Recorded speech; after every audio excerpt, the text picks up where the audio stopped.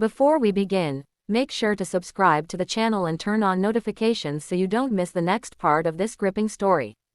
The Bellanova Diner had been open for 42 years, and in all that time, it had never closed early. Not for storms, not for riots, and not even for the quiet wars that sometimes passed through the city like invisible smoke. Tonight was no different. Neon lights buzzed softly in the windows, rain streaked down the glass, and the smell of coffee and grilled onions hung heavy in the air. To anyone watching from outside, it looked like an ordinary place. But nothing was ordinary about the man sitting alone in the back booth. Victor Moretti didn't choose corners by accident. He chose them because corners revealed everything: who entered, who hesitated, who pretended not to look. His dark suit was perfectly pressed, his silver hair neatly combed, and his face calm in the way only powerful men could manage. He didn't need to raise his voice or flash a weapon. The city already knew his name. And those who didn't usually didn't live long enough to learn it. Across the diner, his bodyguard, Frank Russo, stood near the counter pretending to scroll through his phone. Frank had been with Victor for 12 years. 12 years of loyalty, silence, and survival. He knew Victor's routines, his habits, even how he liked his coffee: black, no sugar, always refilled before the cup went cold. Trust like that wasn't given easily in Victor's world. It was earned, tested, and paid for in blood and money. The waitress approached the booth slowly, holding a coffee pot in one hand and a small notepad in the other. She looked young, maybe mid-20s, with tired eyes and hair tied back in a loose ponytail. Her name tag read Lena.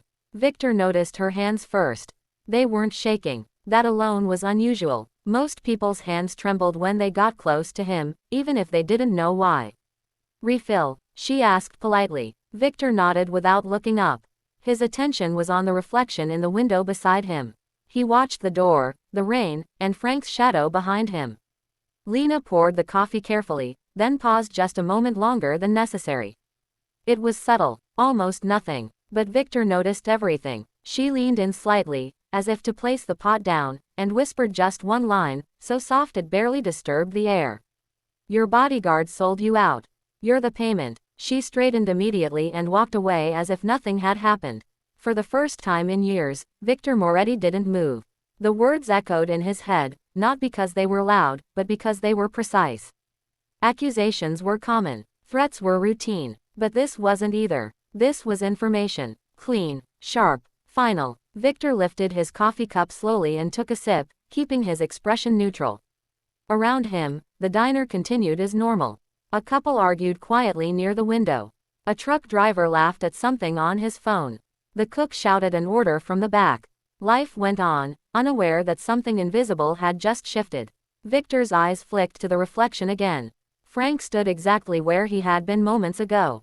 Same posture, same casual stance. But Victor noticed something else now. Frank wasn't watching the door. He was watching Victor. Trust, Victor knew, didn't break loudly. It cracked silently. He set the cup down and placed a folded bill on the table, more than enough to cover the coffee. Then he stood, adjusted his jacket, and walked toward the exit at an unhurried pace. As he passed the counter, Lena avoided his eyes. Not out of fear, but out of caution. Like someone who had already done what needed to be done. Outside, the rain hit harder. Victor stepped under the awning and breathed in slowly. He didn't get into the car. Instead, he turned left and began walking down the sidewalk, blending into the night. Behind him, after a few seconds, he heard footsteps. Controlled, familiar. "Frank." "Boss," Frank called out calmly. "You forgot the car." Victor stopped but didn't turn around. "I needed some air." Frank approached, stopping a few feet behind him. "Too far to grab, too close to ignore. You want me to call it around?" Frank asked. Victor smiled faintly. "No, I think I'll walk." For a moment, neither man spoke. The rain filled the silence. Then Victor said quietly, "How much?" Frank didn't answer right away. That hesitation told Victor everything. Frank exhaled slowly, the kind of breath a man takes when the truth has finally caught up to him. The rain darkened his jacket, and the streetlight above cast long shadows that stretched between him and Victor like a warning line neither could cross back over. "It wasn't personal," Frank said at last. His voice was steady, almost apologetic. "It never is." Victor turned around then, studying the man he had trusted for over a decade. Frank's face looked the same, hard, disciplined, loyal at first glance, but Victor now saw the cracks. Loyalty didn't avoid eye contact. Loyalty didn't hesitate. You picked the wrong excuse, Victor replied calmly. Personal or not, you made a decision. Frank nodded. They offered a clean exit. New name, new life. You know how rare that is. He glanced down the street, checking corners out of habit. And they didn't want you dead right away. Just removed. Victor almost laughed. Removed, he repeated. Is that what they told you? He stepped closer, close enough to lower his voice without fear. I built this city's silence. There's no removing me without noise. Frank's jaw tightened. That's why the waitress warned you. They didn't plan for that. Victor's eyes sharpened. You noticed her too. Frank nodded once. She wasn't supposed to speak. She was just meant to serve. That single sentence confirmed what Victor had already suspected. This wasn't a random betrayal.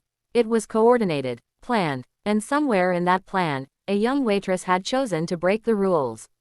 Victor stepped back and looked up at the rain-soaked sky. Time, he realized, was now his enemy. Every second standing still was a second someone else was moving. Who's behind it? Victor asked. Frank hesitated again. You already know. Victor did. There were only a handful of people bold enough to buy a bodyguard and try to collect a man like Victor Moretti. Old partners, old rivals, men who smiled at the same table and counted knives under it. Caruso, Victor said quietly. Frank didn't deny it. Victor nodded slowly. He always hated owing favors. He glanced back toward the diner. Through the glass, he could see Lena wiping down a counter, her movements fast but controlled. She knew something more than she had said. And she had risked her life to say it. That mattered. Sirens wailed faintly in the distance, not close, but not far either. Victor knew the city's rhythms. That sound wasn't random. It was pressure. You were supposed to deliver me, Victor said. Alive. Tonight, Frank replied. They wanted you isolated, scared, willing to disappear. Victor smiled faintly. And if I wasn't? Frank's eyes hardened. Then it would have gotten messy. Victor turned and walked back toward the diner without another word. Frank followed, confused. What are you doing? He asked. Correcting an imbalance, Victor said. Inside, the warmth hit them immediately. The smell of coffee felt heavier now, like it carried secrets. Conversations continued, unaware of how close danger sat among them. Victor walked straight to the counter. Lena froze when she saw him approach. You should clock out, Victor said quietly. Her eyes widened. I can't. You can, he interrupted. And you should. Now, she looked at Frank, then back at Victor. Something in Victor's expression told her this wasn't a suggestion. She nodded, untied her apron with shaking fingers, and slipped it under the counter. Without another word, she headed toward the back door. Frank stepped forward. That wasn't part of. Victor raised a hand. Neither was your betrayal. Frank stopped. Victor leaned against the counter casually, as if he were just another late-night customer. You sold me for a future, Victor said. But you forgot one thing. Frank frowned. What's that? I don't disappear, Victor replied. I adapt. Before Frank could respond, Victor's phone vibrated. He checked the screen and smiled. Too late, he said softly. Frank's eyes widened. What did you do? Victor slid the phone back into his pocket. I reminded a few people who they work for. Outside, engines roared to life. Not police. Victor knew the sound of his own men. Loyal ones. The kind who didn't ask questions when called at odd hours. Frank's hand twitched, but he didn't move. He knew better. Escape was no longer an option. Victor straightened his jacket. You were a good bodyguard, he said honestly. But you chose the wrong ending. Frank swallowed. Are they going to kill me? Victor shook his head. No, that would be too easy. The diner doors opened, and two men stepped inside, calm and quiet, blending in like customers. Victor nodded once. They understood. As Frank was escorted toward the exit, Victor turned back to the counter, ordered another coffee, and sat down in the same booth as before. The rain continued to fall. The city continued to breathe. And somewhere out there, Caruso was about to learn that deals made in whispers didn't always stay secret. Victor took a sip of his coffee and stared out the window, already planning his next move. The game wasn't over. It had just begun. Victor sat in the booth long after the coffee had gone cold, watching the reflections move across the diner's glass like ghosts passing through another world. Outside, his men had taken Frank away without a scene, without raised voices, without drama. That was how Victor preferred it. Noise attracted attention, and attention created problems. Tonight, he needed clarity more than control. Betrayal had a way of rearranging priorities, and Victor was already reorganizing his world in his head. He paid for the coffee again, more out of habit than necessity, and stepped outside. The rain had softened to a mist, clinging to his coat as he walked toward the waiting car. One of his men opened the door without speaking. Inside, the familiar scent of leather and polished wood wrapped around him like armor. As the car pulled away, Victor closed his eyes briefly and allowed himself one rare moment of reflection. 12 years of loyalty erased by a single decision. He didn't feel anger. Anger clouded judgment. What he felt was something far more dangerous: focus. Where to? The driver asked. Not home, Victor replied. Take me to the old office. The old office was a place even his enemies believed abandoned. A relic from before Victor's name carried weight, back when he had still needed walls to feel safe. Few people knew it still existed, and fewer still had access. As the car cut through side streets, Victor pulled out his phone and began sending messages. Not many, just enough. The kind of messages that didn't explain anything but demanded presence. Within minutes, confirmations came back. Loyal men, smart men, men who understood silence. When they arrived, Victor stepped into the dimly lit building and felt the past settle around him. Dusty furniture, old photographs, memories he didn't visit often. This place had seen his rise, his mistakes, and his first betrayals. It felt fitting that it would now witness another turning point. He loosened his tie and sat at the head of a long wooden table as the others filtered in, one by one. No greetings, no small talk. They didn't need it. Caruso has moved, Victor said finally. And he believes I'm already gone. A murmur passed through the room, controlled but sharp. Caruso wasn't just an enemy. He was history, shared victories, shared blood, shared grudges. Victor continued, he bought my bodyguard. He arranged my collection. And he underestimated something. One of the men leaned forward. The waitress. Victor nodded. Her name is Lena, and she chose to warn me. Another man frowned. Why would she risk that? Victor allowed himself a small smile. Because not everyone sells their soul at the first offer. The room fell silent again. Loyalty, Victor knew, wasn't always found in uniforms or long service. Sometimes it appeared where you least expected it. He stood. Caruso thinks this ends quietly. That I disappear and the city forgets. That won't happen. Plans began to form. Not rushed, not emotional. Strategic. Victor listened more than he spoke, adjusting pieces in his mind like a chessboard he had played on his entire life. By the time the meeting ended, the path forward was clear. Caruso would be exposed before he could strike again. Not publicly, not dramatically, quietly, the way men like Caruso feared most. Hours later, Victor found himself back in his car, this time heading somewhere unexpected. The diner. It was nearly closing time when he walked in again. The place was emptier now, chairs stacked, lights dimmed. The manager looked up, startled, but Victor waved him off. I'm looking for Lena. The manager hesitated. She left early. Said she wasn't feeling well. Victor nodded. I know where she went. He did. One of his men had followed discreetly, not to threaten, but to ensure.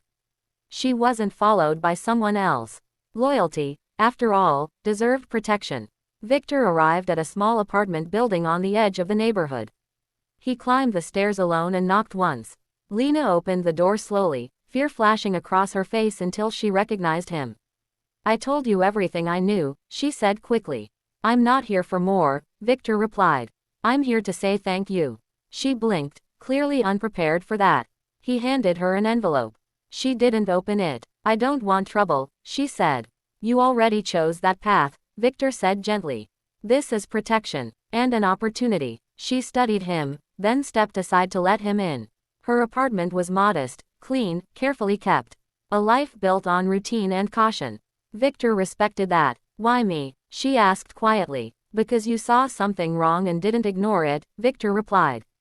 That makes you valuable. She swallowed. What happens now? Victor looked at her seriously. Now you disappear, but on your terms. When he left, the rain had stopped completely.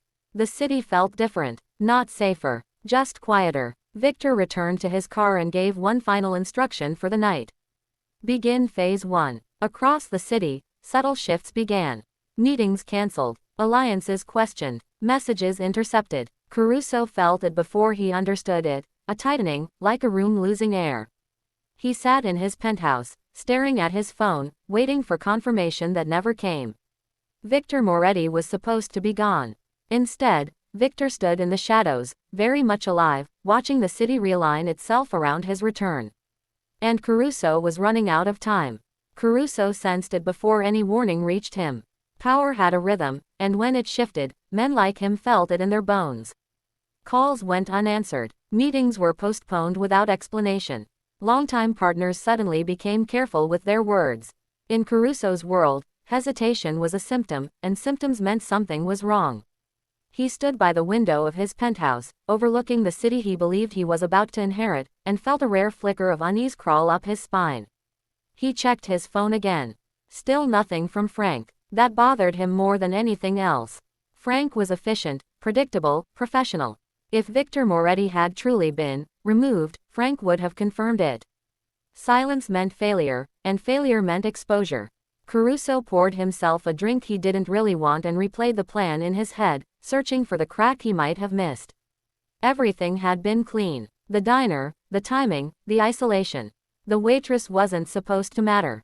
She was a variable too small to calculate. Or so he had thought.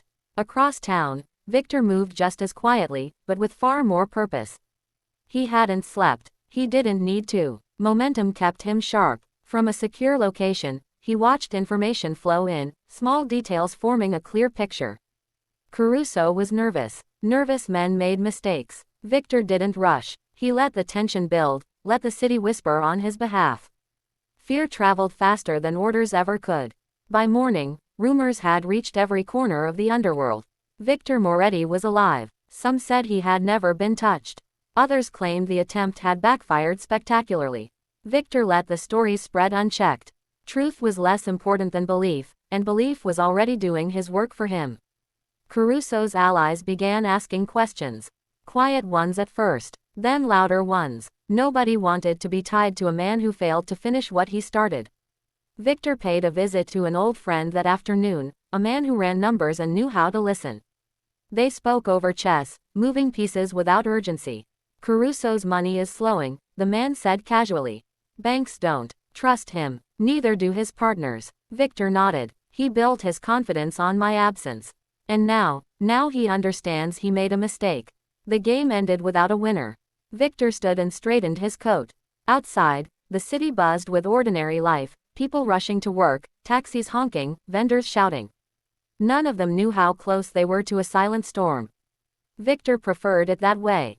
Control wasn't about chaos, it was about direction. That evening, Caruso finally made a move. He reached out, not directly to Victor, but to someone Victor trusted. A request for a meeting. Neutral ground. No weapons. Just conversation. Victor smiled when he heard. Desperation always dressed itself as diplomacy. Tell him yes, Victor said. Tomorrow night. The location was an old theater, closed for renovations. Empty seats, a dusty stage, the echo of forgotten applause.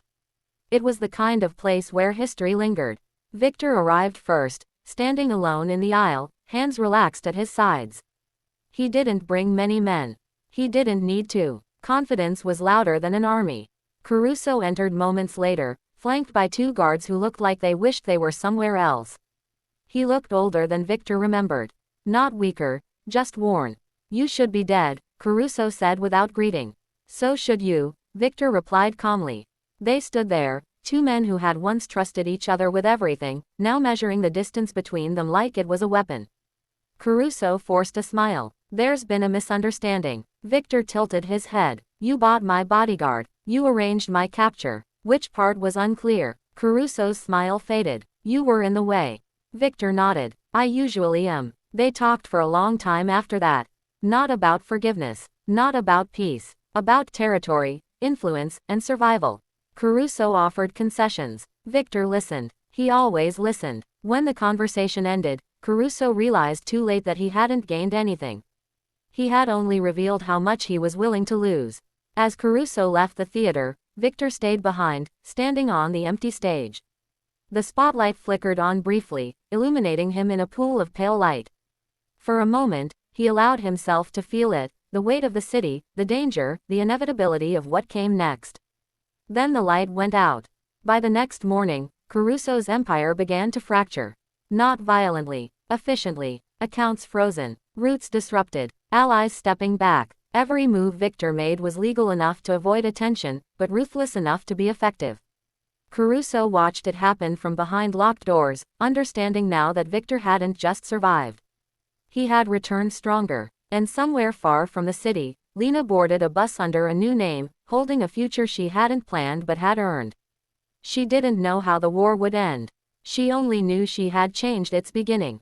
Victor stood at his window as dawn broke, watching the city wake up unaware of how close it had come to a different ruler.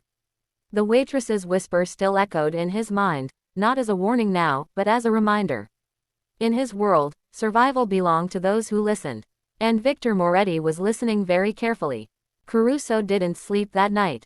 He sat alone in his penthouse, city lights glowing beneath him like a false sense of control. Every notification on his phone felt heavier than the last, each one carrying bad news disguised as updates.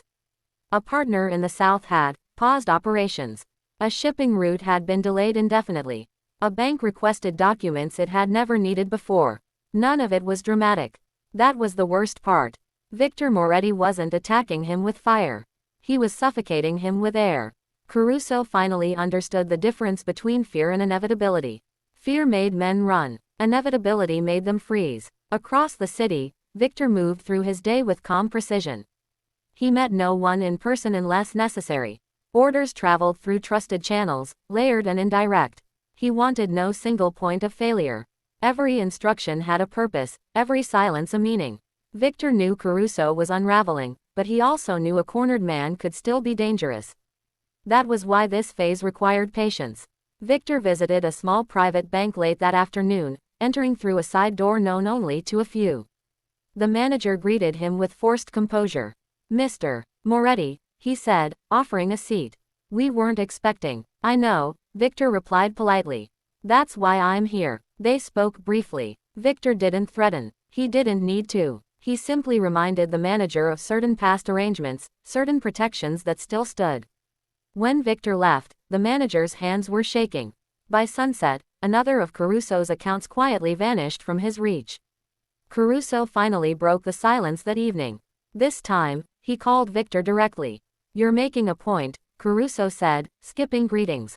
"Yes," Victor replied. "And you're understanding it." Caruso's voice lowered. "What do you want?" Victor paused. He could hear the desperation now, stripped of pride. "I want you to stop pretending this was business," Victor said. "And admit it was a mistake." There was a long silence. Then Caruso exhaled. "Fine," he said. "It was a mistake." Victor closed his eyes briefly. The admission didn't satisfy him. It only confirmed what he already knew. "Mistakes have consequences," Victor said. "You taught me that." The call ended without resolution. Caruso stared at his phone long after the line went dead. He knew now that Victor wasn't negotiating. He was concluding. That same night, word reached Victor that Frank had asked to speak with him. The request surprised no one. Frank had been isolated, stripped of privilege but not dignity. Victor considered it for a moment, then agreed. They met in a quiet room with no windows. Frank looked thinner, older. "I won't ask for forgiveness," Frank said immediately. "I know better." Victor studied him. "Then why ask to see me?" "Because Caruso is planning something reckless," Frank replied. "And I don't want my name attached to it." Victor's expression didn't change. "You already chose your side." Frank nodded. "I know. But he's desperate now. And desperate men stop caring who gets hurt." Victor leaned back slightly. "What is he planning?" Frank hesitated. "A public move. Something loud enough to force you out." Victor's eyes narrowed. "He wants attention." "Yes," Frank said. "He thinks chaos is his last leverage." Victor stood. "Thank you for confirming what I suspected." Frank looked up. "Is that all?" Victor paused at the door. "You were loyal once," he said. "That's why you're still breathing." Frank lowered his head. He knew that was the closest thing to mercy he would ever receive. Victor left and immediately issued counterorders. If Caruso wanted noise, Victor would give him silence. He tightened security around public spaces, redirected influence away from crowded areas, and quietly evacuated people who mattered. The city would never know how close it came to panic. That was Victor's gift, and his warning. Caruso made his move 2 days later. A bold one. A declaration meant to remind everyone he still had power. But when the moment came, nothing happened the way he planned. His allies hesitated. His resources stalled. The message fell flat, echoing into nothing. Instead of fear, it created doubt. Doubt was poison. By nightfall, Caruso was alone. Victor watched the fallout from a distance, hands folded, expression unreadable. This wasn't revenge. It was balance being restored.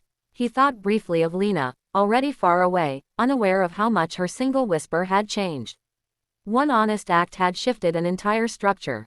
That amused him. A final message arrived just before midnight. Caruso wanted to meet again. One last time. Victor didn't respond immediately. He poured himself a drink and stood by the window, watching the city breathe. He knew how this would end. He always had. Survival wasn't about strength. It was about timing. After a long moment, Victor typed a single word and sent it. Tomorrow. Somewhere across the city, Caruso read the message and felt the weight of it settle into his chest. He had gambled everything and lost. Tomorrow wasn't a meeting. It was an ending. And Victor Moretti was already there, waiting. Morning arrived without ceremony. The city woke as it always did, unaware that something decisive was approaching its conclusion. Victor Moretti watched the sunrise from behind thick glass, the pale light washing over buildings that had risen and fallen under his influence. He hadn't slept much, but he felt clear. This was the part of the game he understood best, the end, when masks slipped and truth had nowhere left to hide. Caruso chose the location this time, a private marina just outside the city. Quiet, controlled, symbolic. Boats rocked gently against their moorings, engines humming softly in the distance. Victor arrived exactly on time, stepping onto the dock with measured confidence. He brought only 2 men, both positioned far enough away to appear uninvolved. This wasn't a confrontation that needed witnesses. It needed understanding. Caruso was already there, leaning against the railing, staring out at the water. He looked smaller somehow, not physically, but emotionally. The certainty that had once defined him was gone, replaced by calculation and regret. You always hated the water, Caruso said without turning. I hate unpredictability, Victor replied. The water just reminds me of it. Caruso nodded slowly. I thought removing you would simplify things. Victor stepped beside him, matching his gaze toward the horizon. That's the mistake everyone makes, he said. They think I'm the complication. Silence settled between them, heavy but controlled. Caruso finally turned. I won't insult you by pretending I can fix this, he said. I just want to know how it ends. Victor studied him carefully. It ends quietly, he said. If you let it. Caruso laughed softly. Quietly, he repeated. After everything. Yes, Victor said. Because noise only benefits those who don't understand consequence. Caruso exhaled and rested both hands on the railing. I built something, he said. I don't want it erased. Victor nodded. Neither did I. Once. They spoke for a long time after that, not as enemies, but as men who had reached the same cliff from different paths. Caruso admitted what pride had kept hidden. Fear of being overshadowed. Fear of becoming irrelevant. Fear of Victor's shadow stretching too far into his future. Victor listened, not because he needed the explanation, but because endings deserved to be heard. When the conversation ended, Caruso understood his position. He would step away, leave the city, dissolve his remaining operations quietly. In return, Victor would ensure the past stayed buried. No public reckoning, no spectacle, just absence. Caruso nodded once. I can live with that. Victor turned to leave, then paused. One more thing, he said. Caruso looked up. The waitress, Victor continued. Her life continues untouched. Caruso swallowed. Of course. Victor walked away without looking back. By the time he reached his car, Caruso was already on his phone, making arrangements, dismantling what remained of his empire with trembling hands. It was over. The following weeks passed like a slow exhale. The city adjusted. Power redistributed itself naturally, flowing back into familiar channels. Victor resumed appearances, meetings, routines. To the outside world, nothing had changed. That was the greatest victory of all. One afternoon, Victor received a postcard. No return address. Just a short message. I'm safe. Thank you for listening. Victor smiled and placed it in his desk drawer without another thought. Some debts didn't require acknowledgement. They required respect. Frank was transferred quietly, sent far from the city to live out a restrained existence under watchful eyes. He never contacted Victor again. He didn't need to. Their story had ended where it belonged. As weeks turned into months, Victor found himself thinking less about the betrayal and more about the moment before it, the whisper. One line had altered everything. Not because it was loud, but because it was true. Victor understood then that power wasn't just about control. It was about awareness. About listening when the world spoke softly. One evening, back at the Belanova diner, Victor sat in the same booth where it had all begun. The neon lights buzzed, the coffee tasted the same, and the city outside moved on as if nothing had ever happened. He paid his bill, left a generous tip, and stood to leave. At the door, he paused and glanced back one last time. The booth was empty now. Ordinary. Unremarkable. Victor stepped into the night, coat pulled tight, expression calm. He wasn't untouchable. He never had been. But he had survived something far more dangerous than enemies. He had survived certainty. And that was why he was still standing, while others had quietly faded away. The story wasn't about power anymore. It was about listening. And Victor Moretti had learned that lesson well. Time changed the city in ways no one could fully control. Buildings rose, streets were renamed, and new faces appeared in places once ruled by familiar ones. Yet beneath the surface, the same currents moved, guided by memory and influence. Victor Moretti understood that survival didn't end with victory. It required maintenance. Power left unattended invited challenge, and Victor had no intention of becoming a legend spoken about in the past tense.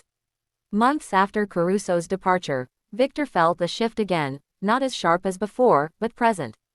It came through small inconsistencies. A delay here, a rumor there, nothing alarming on its own, but together they formed a pattern. Someone was testing boundaries, quietly, carefully. Victor welcomed it. Tests revealed intentions. He called a private meeting at a location few knew existed, a renovated warehouse converted into a cultural foundation on paper. Art on the walls, music playing softly, a place that looked harmless enough to be ignored. Victor sat among trusted advisors, listening more than speaking. New names surfaced, younger players, people who hadn't lived through the earlier wars and believed caution was weakness. They think you've softened, one man said. Victor smiled faintly. That's convenient. The challenge came not through violence, but narrative. Stories began circulating, questioning Victor's relevance. His age, his methods, subtle doubts planted like seeds. Victor recognized the tactic. Undermine perception, and structure followed.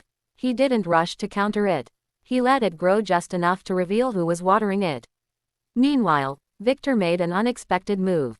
He funded community projects openly, schools, clinics, cultural spaces. Not for appearances alone, but for influence that couldn't be erased easily. Power rooted in people lasted longer than power built on fear. Critics dismissed it as optics. Victor allowed them to. He wasn't interested in convincing everyone. Only the ones who mattered. One evening, while reviewing reports, Victor noticed a familiar name buried in the details. Lena's new identity had crossed his system, not as a threat, but as an opportunity. She was thriving, working, anonymous. He smiled and closed the file. Some victories were meant to remain untouched.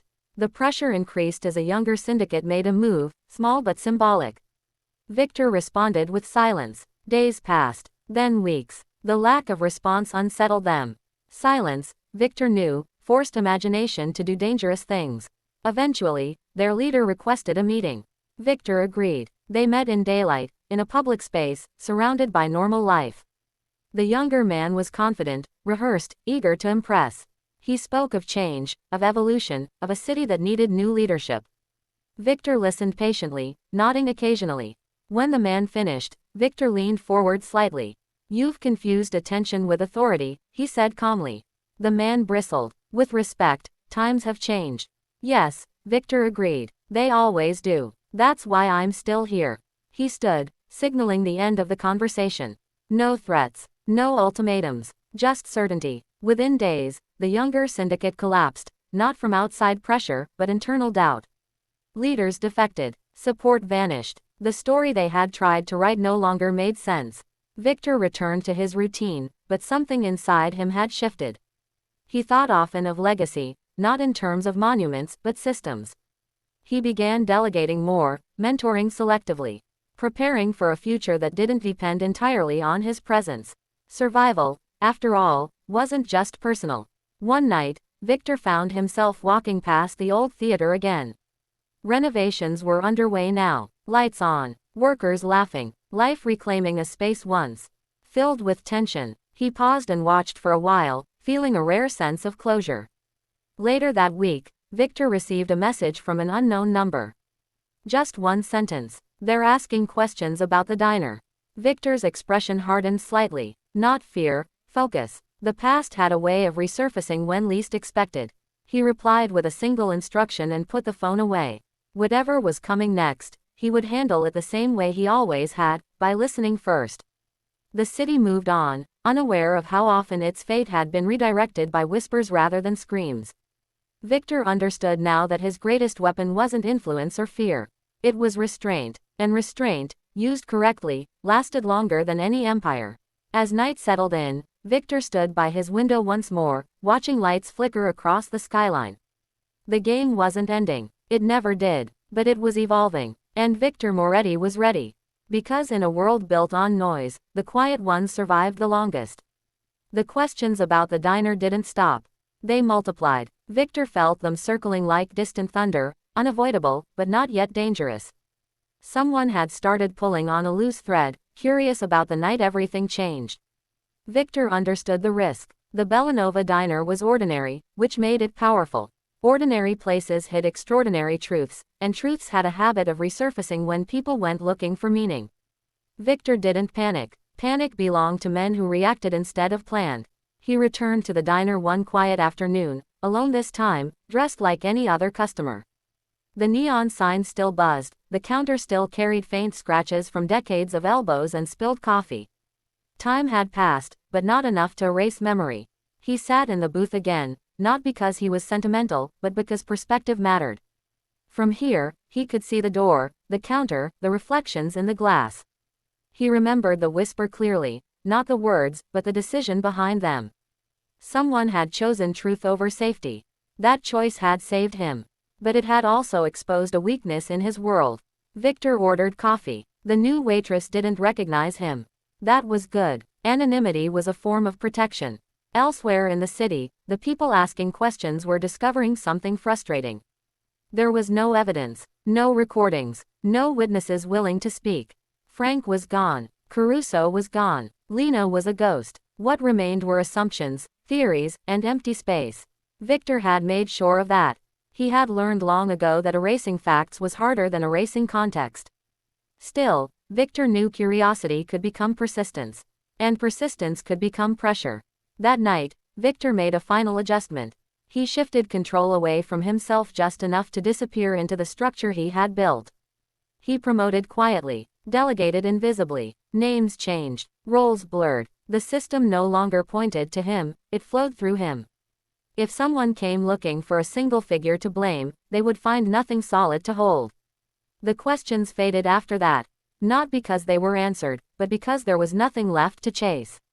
Weeks later, Victor stood at a small airport, watching a plane lift into the sky.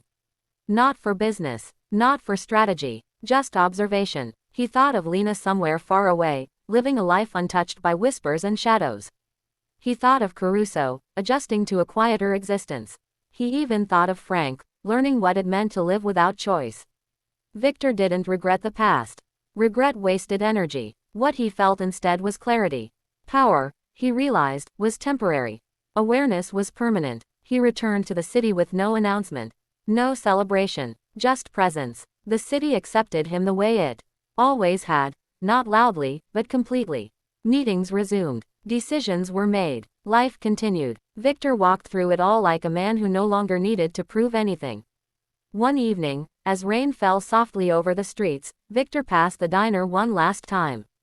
The lights were on. People were inside, laughing, arguing, living. He didn't go in. He didn't need to. The place had already given him what it needed to give.